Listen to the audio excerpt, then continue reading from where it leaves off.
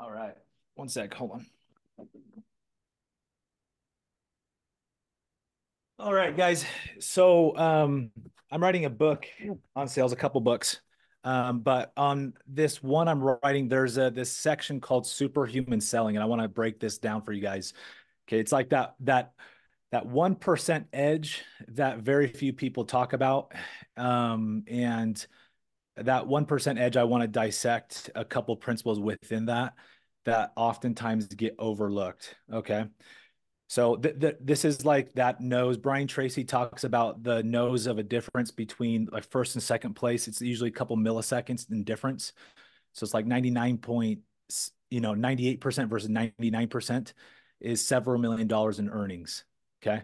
For salespeople, the minor small things can make the biggest difference. And I'm going to be talking about four principles: the power of perspective, adversity, the advantage of adversity, the magic of momentum, okay, and the power of empathy. So I want to hit on all those, but those are the four things of like what makes superhuman salespeople, okay. And then competition is another edge, okay. It's just competing. Um, the one I want to kind of dive into first, and part of empathy, I want to hit on one of our training videos. It's called the stereotypical salesperson. If you guys haven't watch that video. I break down like Jeremy Miner's whole thing on what creates the greatest salespeople's sales training is asking better questions. And basically, if you guys have been through his program, it's to summarize, it's don't come off as every other salesperson. And when door-to-door sales, any virtual sales, phone sales, like your biggest enemy is coming off as a salesperson. If they can see you as a messenger, as a friend, consultant, it's a different story. Okay. It's much easier. I don't care how good you are at selling. It's an uphill battle. It's infinitely more difficult to sell somebody if they perceive you as a salesperson. Um, so I want to dive in first with the magic of momentum. Okay. I've learned this over and over again. Okay. If you guys haven't listened to my podcast, 20K to 200K a month, go listen to it. It's about 20 minutes of me just ripping on this principle as well, and in specific scenarios that I'm not going to cover on this mastermind. Okay. And just a reminder, stack up your guys' questions in regards to what we're talking about, or if it makes you think of something else, that's welcome. Okay. Um, but in regards to momentum, this let's talk about expectations and goals. Okay. When you go into a summer, into a season, into a year, or even into a week, more so like a long-term season, okay, several months or a year. Anytime I'm going into something, even at expertise level, I give myself a buffer. Okay. For those of you who have done the playbook, you guys know what we're talking about. We're going to kind of deep dive on this principle a little bit more. Okay. The buffer and, your sales trajectory. This also resets every single day. It's not just a month to month of like, hey, in one month, I'm going to do 10 sales and then next month, 15 and then 20 ramping up, right?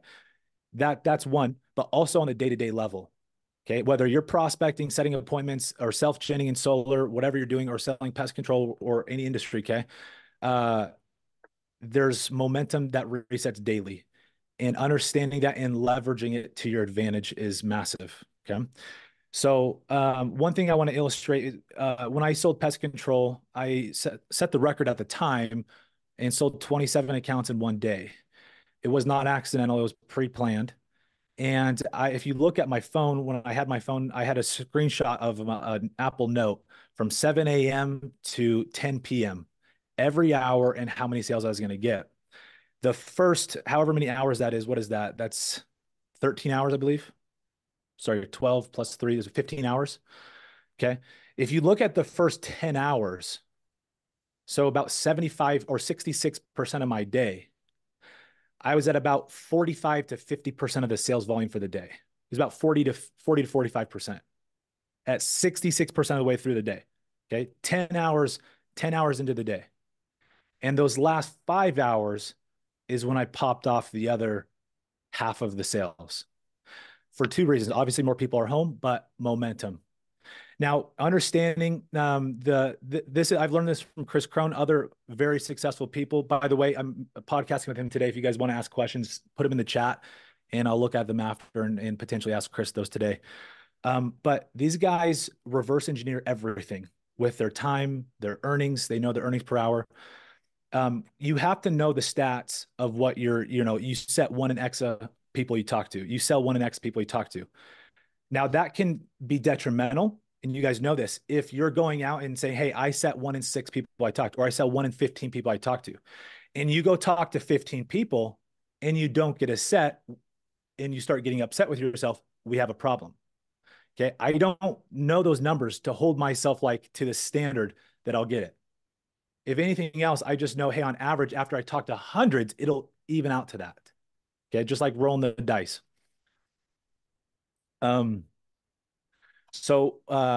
With that, I've talked to you guys about this analogy. I have a dice on my desk. It's a 20-sided dice.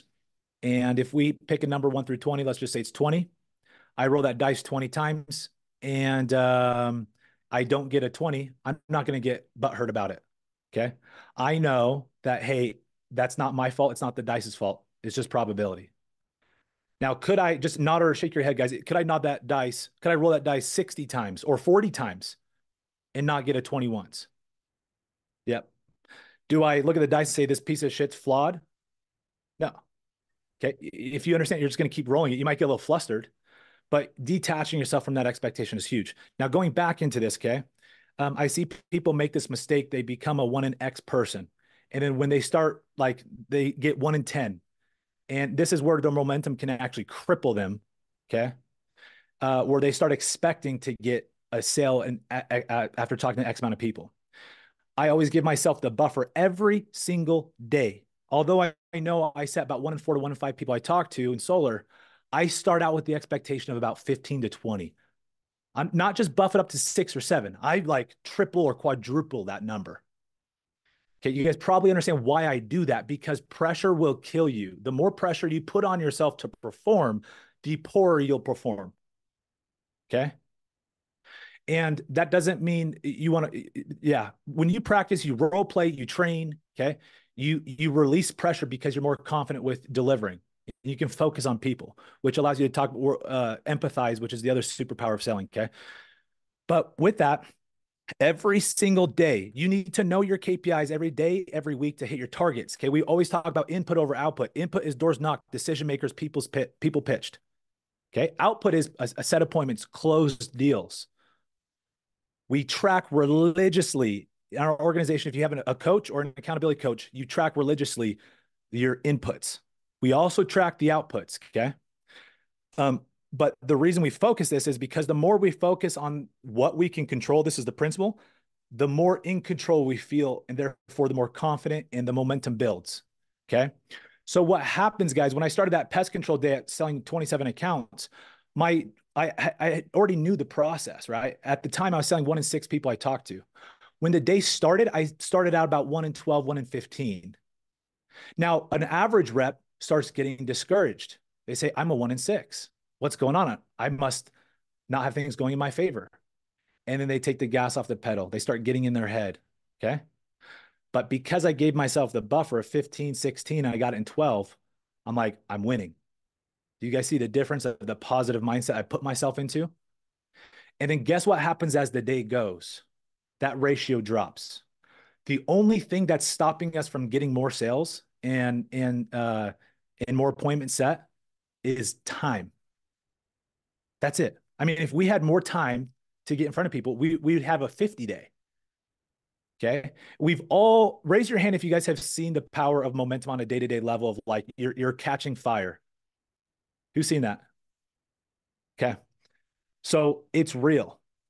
And the best way I describe, I'm trying to teach you guys how I do this every single day I go out. Also, I don't ride the solar coaster or the sales coaster, right? I'm consistent because I stay level with my mindset. I don't get too high. I don't get too low. When I make 30,000 in a day, it's cool. I'm done. I get hard on myself thinking I didn't talk to enough people. I didn't knock enough doors. So tomorrow is likely going to be a 1 or 2 or 0. That's my mindset. Okay. I'm obsessed on the controllables. Okay. So what I'm trying to teach you guys is the momentum on a day-to-day level and how it stacks. So why do we knock doors? Why do we prospect before peak hours? Like in the morning and early after, like morning time for cold calling's prime, right? And for door knocking, evening's prime. Now, what I noticed running my own pest control company, well, I go out for 3 hours, I'd still do well. But if I had knocked just 2 hours before, even though it wasn't prime time, those last 3 hours, I would usually do 2 to 3x just because I got the momentum started. Okay. It's a wild principle that you can you can leverage. Okay. And so I see I was talking to somebody, I can't remember who, I think it was someone on this call, maybe Olin or Robert, uh, or maybe Brock is one of your clients, but they were basically talking to 9 people a day, or sorry, knocking. Oh, sorry, it was the guy I podcasted with yesterday. He consults real estate agents. Okay, this guy went door to door with the same processes that we know. He's going to be a guest on our next mastermind. I can't wait, guys. He made $500,000 in real estate sales as an agent when most agents make less than 20K their first year. He made $500,000, and guess how he did it? Door to door. He controlled his success. Okay. But he's followed the same principle that we're talking about of building this momentum. But give yourself the buffer, take the pressure off, and increase the inputs. Okay. I want to share with you guys really quick. I'm going to go, so hopefully you can see this TV. I want to share this real quick. We should have a PDF of this in our course. And if we don't, Josh, we're going to add that soon. But there's a video explaining this. Okay. This Yeah, is I the, joined it right now. go There's ahead. only Oh, sorry, Oscar. Oscar, you have a question? Okay. So right here, this is for solar. This is for pest control. I want to explain this really quick. Okay. I think we got a lot of solar people on this call, so I'm just going to show this. But basically, this top part, can you guys see that all right? Kind of. Yeah. Okay. So this top part right here, this is the skill. On the left half, you have poor skill. On the far right, you have really talented. Okay. So they set 1 in 30 people they talk to. That's if you suck, it's okay to suck. And then that's 1 in 5. They set 1 in 5 people they talk to. You're a freak. Okay. Work ethic low, work ethic high. Notice it's not doors knocked, it's decision makers. Okay. 20 decision makers, low work ethic, high work ethic, 60 per day. Here is what they do per day on average. Okay. This is showing the law of averages played out with the numbers game. Okay. And here's the earnings typically per month in this industry, right? For these guys. Now, what's cool is that this shows that, hey, you don't have to be a master of just skill. And that's a message to Jeremy Miner. I love him, but it's not just skill. When we're in industries like this where we cold call prospect, you can control more and put in more inputs. And when you do, you also build momentum and your close rate drops. Okay. So this gets refined over seasons. Part of our training is to refine your guys' skill set. Okay. And but also increase your work ethic. So these are the three pillars we've talked about this. I think it's kind of hard to see, but increase efficiencies, effort, and education. Okay. Education is your sales training, efficiencies, the time management, and then effort is just your input number of people to talk to. But and we have this for pest control too. So sorry I didn't show that for you guys, but anyways, so the other thing with setting goals for the summer and seasons, okay, is understand the seasonality. This, like for a lot of us in the summer sales industry, majority of the income should come in the summer. Okay. And momentum builds up with that. So a guy wanting to do, let's say 30 solar deals in March or in May, if he or she does 20 in April, their odds of doing 30 to 40 drastically increase for May. Okay. So this builds day to day and week to week and month to month. And then the question comes of burnout. Okay. Because I can beat guys where, if I'm doing 30, 35 deals a month, I don't burn out. But it's because I got all the other systems in my life dialed in. Okay. And I'm not running from stuff. And so that's important that you guys play the marathon with that. All right. But you should have your goals blocked off for each month and be able to say, hey, am I on pace for the target? And it's like, for example, let's say we're selling for 4 months and it's like, I want to hit 100, whatever, 100K, 100 deals. that would say, hey, we 4 months. Most people would say, I have to do 25 a month. I would say no, especially for rookies, especially for new guys. You would start out actually at about 15K a month or 10 to 15K or 10 to 15 deals, and then 20, and then 25 to 30, and then 35 to 40. That's how it works. Okay. So that's the law of momentum, guys. Any questions on that before we jump into the power of empathy?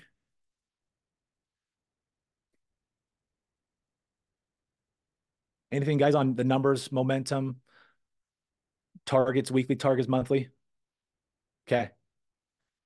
Um, so the other aspect to the superhuman selling, guys, is empathy. All right.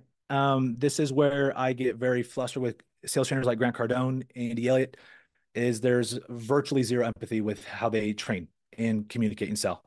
It's purely aggressive tactics. Okay. And everyone here on this call, we all relate on this principle, which I love. And this is what we're building a community around, guys, is winning more people, persuading more people to something that we're sold on. Okay. And doing it in a way that is genuine and win-win. And here's what I've learned is people would see me sell and be like, dude, he must be so aggressive, like with how much he sells. I'm aggressive with my mentality. I'm aggressive with my work ethic. Okay. And when it comes to certain points of closing, when it's a win-win and they understand that there's a relationship, yeah, I can be very confident. Okay. But I walk away from deals all the time. So if you understand the process and you don't need to strong arm people into deals, you guys know that. Now with this, there's the true power of empathy comes from putting yourself in someone's shoes. Okay. You can't do that if you guys are attached to the result of getting the sale. You cannot leverage the power of empathy and the power of connection and selling at a high rate. When you can completely divorce yourself from the result of getting a deal closed, you're able to connect with that person at another level. And I don't care how successful we are, this was always a skill you have to remind yourself of. Okay. To this day, I find myself before going into deals, reminding myself, hey, detach, Nick. We're good either way. And part of the way I do that is I'm looking at my next appointment. Okay. As I'm going to an appointment, I'm already got my eyes and heart on the next one. I'm ready to go. Okay. And just that mindset alone, as you lean out, you guys know this, people lean in. The more desperate you come off, commission breath, okay, needy, the more they're like, whoa, we need to shop. We don't trust this guy. I'm good, right? Sales resistance, barrier goes up. But Brock, a lot of the guys here have shadowed me, Josh, Jaden, the amount of pullbacks I use in telling people that I'm good, I don't need your business. Like I do it all the time. And like Brock, how many times do you think I use that pullback of, hey, I'm good. Like you can kick me out anytime or any form of that. I think within the closing process, you probably hit on that probably 20 times in an entire closing process. Yeah. Yeah, it's a lot. It's a lot. And it's one thing, there's a few things you can't overdo in sales, smiling, telling the prospect you don't need the deal. Okay. You can't overdo that. And they'll feel the energy too. It's you communicate that with your words, but they also feel it. Okay. And I'll communicate with my body language. I'll almost lean out sometimes, like I'm good. Just tell me when you want to kick me out. And then coupling it with things like, hey, I don't want to get your hopes up. I'm happy to help, but I have no expectation of this working out for you, but happy to help if it does. I'm a facilitator. I'm a coach. I'm a consultant. Okay. Um, and I want you guys to completely like, we need to band together as brothers. We need to delete the mindset of master closer and becoming master communicators. Okay. I think Jesus Christ was the best communicator on the planet ever in history. And he won over people, okay, without coercion or force. And he was phenomenal with asking questions. If you look at how he taught his parables, he told stories, he asked questions, okay? And he got people to feel what he was talking about. He never just told them the answers. He made them internalize by teaching them, right? What we're doing is we're master communicators, not master closers. We're teaching people. I actively tell people, I'm not here to sell you on anything. I'm here to teach you about two options you have. Okay. And what you're doing right now is one option. In some lights, it's perfect, but in a lot of lights, it doesn't make sense when you compare it to the other option. Right. So, and when you teach people more about the pain, guys, their desire for gain, aka to buy or change, is a lot greater. So focus on the pain. Don't try to sell. If you feel like you're like selling, or they're like, hey, like I'm good, they're pulling back. What I do is like, dude, sell me on what you're doing. Okay. Sell them on solar, have them sell you on the utility. They're paying 100% interest. They're throwing their money away and it's going up with inflation. They have zero control. Sell me on that. Okay. Solar has a lot of cons, but last time I checked, it has a hell of a lot less cons than that option. It's just they're defaulted into it. They're just going. But when they take a step back and like, hey, here's the system. Here's a monopoly. Here's the billionaires making money on the utilities. Like, you're like, whoa, okay, you're right. This is a point. Okay. In pest control, for me, it was like, hey, the do-it-yourselfers are the hardest people to sell. But I'm a guy who values my time. So I came in strong with those people saying, dude, you're so proud that you're doing this, but like you're wasting your time that you could be, even if you're like, I got time to spare, you could spare it with your family, your kids, if it's not even your work. Okay. A lot of guys say, I got the money, I'm good. Even if I want to put it, I want to do it myself. Help people understand the problem more than the solution. Okay. So empathy is something I use even on the doors. Okay. I'm very confident in my demeanor in communicating when prospecting, cold calling. My energy is very high. When I'm in appointments and consulting, it's a little bit more mellow. It's conversational 50-50. On the doors, it's more like a 80-85-15. 85 me, 15 them. Okay. And so um, but with that, when I find opportunities to like they bring something up, I drop everything and I show I'm invested in you. Okay. So detaching yourself from the result is the huge secret there. Okay. And then here's how you also know you have the conviction and you're sold. And we talked about this, the personal development, people passion, and then product knowledge. Okay. All three is what create this conviction of being sold. And the more sold you are, the easier it is to sell people, and the more sold they'll get. Okay. You'll sell to the degree that you're sold. But when what was I going to say? When you have the ability to truly empathize and you're sold on your product and you don't get a deal, okay, here's how it's the next level. Is you feel genuine sorrow for people who don't qualify. Okay. They don't buy. You're not getting hurt. You're not throwing a pity party for you. You're feeling genuine remorse for them. When people tell me on the doors, hey, Nick, oh, I'm sorry. Like I don't have like it's like we're good. I'm so sorry. Even though they're being nice to me, I cut that and I say, don't say sorry to me. I'm not the bigger loser here. Okay. And I'm not doing that necessarily to try to convince them back because I know it's not going to go anywhere half the time. I'm doing that to protect my conviction internally. Okay.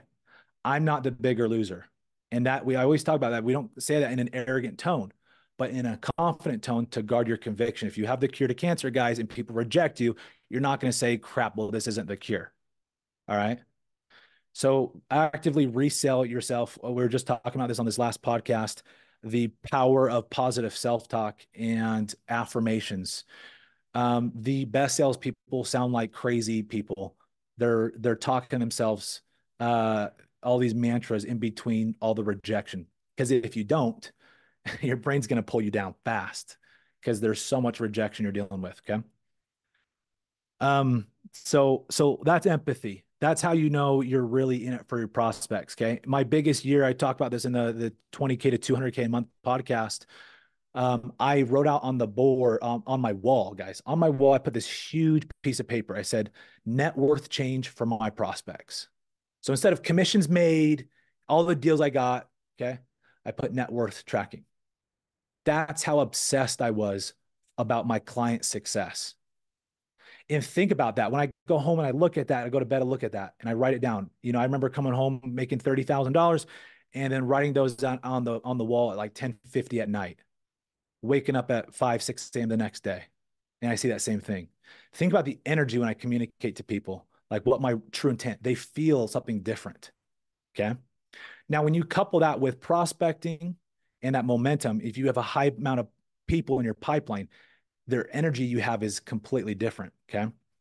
So I want to kind of tie those in together with the appointment scheduling and this 1% edge of prospecting. Okay. Um, if you offered me a salary, like let's say Microsoft, they're in the same building as us, they said, Nick, we'll pay you $1 million to just be a sales rep here. And we're just going to give you leads, but there's no way for me to prospect. I say, no way in hell, I'm out. Okay. Because I can't control my success. And then I'm going to be put in a manipulative situation where I feel pressed to close people. I won't do it. So how you offset this and don't come off as salesy, because you can't force anyone to buy, and you don't have to, guys. What you can control is getting in front of more people. And the irony and the magic behind this, there's a science about this. When you get behind more people and you have more work and you've got more on the calendar, everybody you're talking to, their buying goes up because of urgency and scarcity. It has nothing to do with tax credits. It has nothing to do with net metering going away. It has nothing to do with the truck being an area, although that's huge for pest control. Okay. It's the fact that you are now limited because you just worked your ass off. Okay. The harder you work, the less counter spots you have. The less counter spots you have, guess what? Everybody's buying temperature goes way up.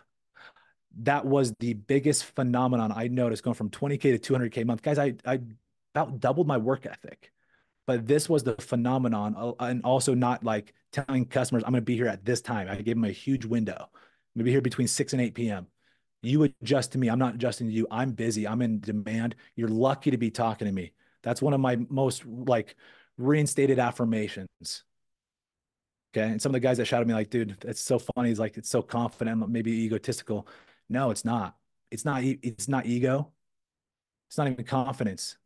That's actually empathy. Okay. For other people, I understand the value of what I'm bringing them, and they're lucky to have the opportunity. I go into these solar deals, I'm changing their net worth by 6 figures. Okay. A lot of them.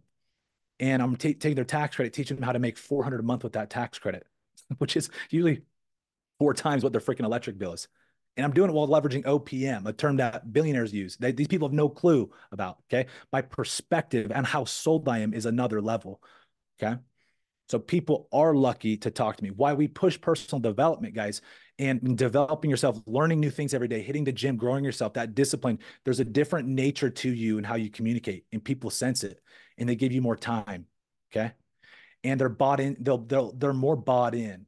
Okay. You could take Brock and then just someone else and have the same sales ability, but just because Brock is a creature of discipline, there's a respect that people have just looking at him.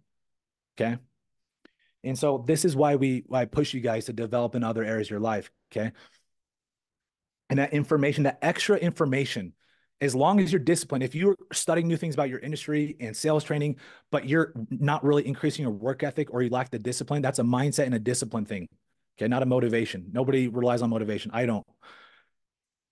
So it doesn't matter how smart you are, how good you are, if you don't have the discipline. Okay. And I know a lot of you guys on here, Robert's a great example, or has the humility to say, hey, dude, I need an accountability coach, and I already understand the game of the numbers, and I just need to like be pushed with this a little bit, you know? So, props to you guys for that. That's huge. So anyways, does that make sense with what I'm talking about on the slow momentum, empathy, and then your calendar and urgency and how they play together? Okay. I literally show people my calendar. Okay. We have a situation tonight where I'm very confident with Brock going to close a few deals, and he's stacked to the brim. Okay. I'm taking the night off with my boys. I teed off some appointments for Brock, and what happened? We have no expectations. If he gets zero, we're happy, right? No deals. But just going into it, his close rate organically, because his calendar is stacked, will be higher. It's a natural phenomenon. Case study, Black Friday, right? Black Friday is a limited deal for a limited time, and everyone's fighting over the same thing. If there was no urgency, okay, if Black Friday deal was 3 weeks, it wouldn't be the same thing. but it's Black Friday, one day. Okay. So what to teach you guys like how far I take this, when I'm self-genning in solar, I'll literally book appointments 2 days out to get this momentum. So I won't even set appointments for that day or the next day. I'll book out 2 days so I can build up momentum to just stack that calendar. So that when I go into that day, rather than going in like 2 appointments every day, I'll go into like today's Tuesday, I'll go into a Thursday or Friday with just 8 stacked appointments. And I only have time to potentially qualify 4, okay, on the high end. So I literally go in saying, I don't have time. I've got to kind of pick and choose between you and another family. And then I tell them, hey, look, if you guys don't qualify, that's okay. I'm good. I lean out. And if you guys don't want this, I'm good. I lean out. I don't need this. But I have a duty to help other people get this program. I'm the gatekeeper. And if you guys are going to pull time from other people qualifying, we got a problem. So I stand my guard, tell them where I'm at. Okay, that's just the blunt and the bold side that comes out. Is this me being a jackass? No. It's actually me saying, hey, I want to help serve other people. I want to help you guys, but I'm not here to waste my time nor yours. So let me give it to you dry. People love that. Okay. So you guys understand how this calendar stacking is can be leveraged to your advantage. Okay. And this applies to a lot of things, a lot of things. Okay. Um, yeah. Um, the other things I want to talk about is the power of perspective and the advantage of adversity. Um, these are like fuel, for you guys wanting to hit another level. We all have adversity, and we're all these principles are things of like what's that 1% that just gets these guys to another level. That's what we're talking about, guys. Okay, these things stack on top of each other. We all have adversity, and to different degrees. Okay, but that adversity is a gift if seen in the right lens. Okay, I'm divorced with 3 kids. My biggest years have been post divorce. I've channeled the pain into healthy avenues to fuel me, okay? Because I decided to see things differently. That perspective is a choice. Every single day, this is the beauty of our industry in sales is that we are faced with so much negativity, okay? But how we choose to see it is up to us. And this is what builds phenomenal leaders. Some of the greatest business leaders of all time have come from our industries, okay? And it's because it's your choice. You can let it break you or let it make you. Okay. Your setbacks are, if you've seen it right, are your setups. You just need to see it that way. So I wear this thing on my wrist that says show up, and the other side says everything goes my way. Every time somebody shuts me down fast, what's my mindset, guys? It's not, oh, what was me? Damn, I didn't even get a word in. It's hell yeah, he just saved me time so I can go find somebody that's better qualified. I get excited, right? I find reasons every day to get excited. If it's snowing, I'm like, hell yeah, there's nobody out here. I'm gonna get ahead. Every set I get, we're getting ahead. Okay. If I talk to somebody, the worst thing you can do is waste your time and energy with somebody that doesn't qualify or doesn't buy. Okay. People telling you no is good. People wasting your time because you let them is not good. Start defending your time. People will treat you better. Okay. When I set appointments versus other guys setting appointments, the main difference, guys, is the respect people have. I walk into laydowns if I set them, and if our people set them right, I walk into laydowns. But the expectation communicated up front that we're not here to bend over to you. It's kind of the other way around. I got to fit you in. Again, this whole thing, this urgency of we're booked. You talk, and then when you still go out and prospect more in between, oh my gosh, it's lights out. Okay. That's what I do. I create this frenzy fire, okay, by building all these logs. I throw all these logs and appointments on my calendar, and I light a match, and I go into the day, and then I don't let it burn out. I keep throwing logs on it, and it just burns down to everything, okay, in a good way. Okay. So stack up the logs, guys. A lot of guys throw on one log, light a match, and let it burn. I'm dumping logs. I see where it's going. I'm going to say, hey, I'm going to stack logs for 1 or 2 days, light the match, and then go. And then we're going to keep throwing logs on the fire. Is this making sense? Okay. So scarcity and urgency is one of the greatest levers of influence amongst human beings. Okay. That's what we're talking about. We're talking about real psychology. People's buy-in soars when you communicate this right. I've had people shadow me. They're like, dude, that's nuts seeing how the perspective's different. It's like they're almost begging you, chasing you down the street to fit you in. I can't get that unless I play the game right. My first appointment, I don't get that. My second, I'm getting closer. Third, fourth, fifth, I'm getting there. Okay. So when you start thinking in this lens, this perspective, this choice, I get, not I have to, but I get to, you start performing differently. Okay. Um, uh, and so any setbacks, guys, that I have, I get excited about now. And that's a muscle that you develop. No matter how big a setback, I had a huge setback yesterday. 10 minutes later, I had to hop on a podcast and show up 100%. And I did.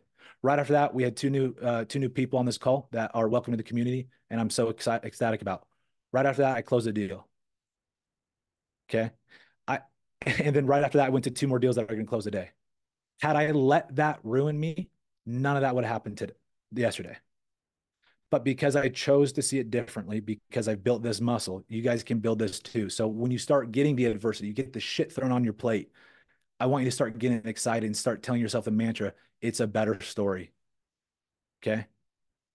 See the story develop. Every great entrepreneur and salesperson I've seen speak on a stage has a story. Every one of them. So I'm telling you, they saw it too. When you guys can see that way, that everything goes your way and you live that mantra and you follow the disciplined mindset and have enthusiasm show up at every prospect and are detached, you become unstoppable. You play the game of urgency. So these things are this 1% edge, okay, that make these phenoms, these freaks, okay, that everyone looks at and say, man, they're just God's gift in sales. They're just so good. Hopefully this breaks down that's total BS. Okay. So if you guys put me in a situation where like I reset and delete everything, wipe out the cache, everything I have now and go reset, sometimes I wish I'm like, dude, I wish I could just throw on 100 pounds of fat just to like show the transformation. I started at like 180. I look decent, you know? And so that's how my mind thinks. Like, give it to me as hard as you can get. Okay. And then when you start getting excited about that, you see that these setbacks are actually setups from the big man because he's defining you, refining you faster. Okay. That divorce, all that pain was 10 years and that 10 years of refining and learning in 2 years for me. In the moment, I would tell you, oh my gosh, I wouldn't like get me out of this. I'll do anything to get out of this. Now I'll tell you, I wouldn't change a thing going back because all the learning I got from that. Okay. There's this analogy with trees, guys. The with as trees grow, there's rings, okay, that show the years. And the seasons that go where it's mild, there's plenty of rain, okay. There's hardly any wind, any stress on the trees. These rings grow very far apart, and the trees grow frail. And so when a storm does come, they topple. So it is the actual droughts, the wind, those storms that make these tree rings grow very close and stay tightly knit so they can weather bigger storms.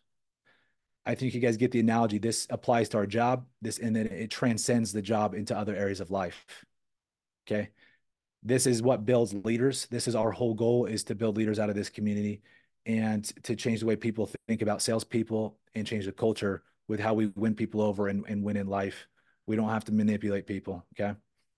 So now here's the other factor. When you start executing these things, it's one at a time. Okay. They implement this, but you get a new level of confidence. And as long as you don't get too egotistical and cocky, you stay level. People feel that energy is different. and you'll perform better everywhere you go as long as you can maintain that. But to maintain that, you got to keep getting mentorship from people that are better than you. Otherwise, you're going to think you're hot shit when you're not. Okay. So this is why I'm already manifesting to pay 500,000 in personal development coaching this year, because I know if I don't, I think I'm gonna get I'm gonna get in my own head and think that I'm hot shit when I'm really not. And so I know I'm gonna go pay to get around people that are another level, and it's gonna humble my ass and teach me a lot in the process, so I can show up and lead more people. Okay, does that make sense, guys? Let's we're gonna pause that and open up for Q&A. It does not have to be tailored to perspective, adversity, momentum, KPIs, empathy. It does not. If it does, great. But questions from anybody. We got a small group on this call, so I would love for some questions. Let's do a little Q&A. Floor is your guys's.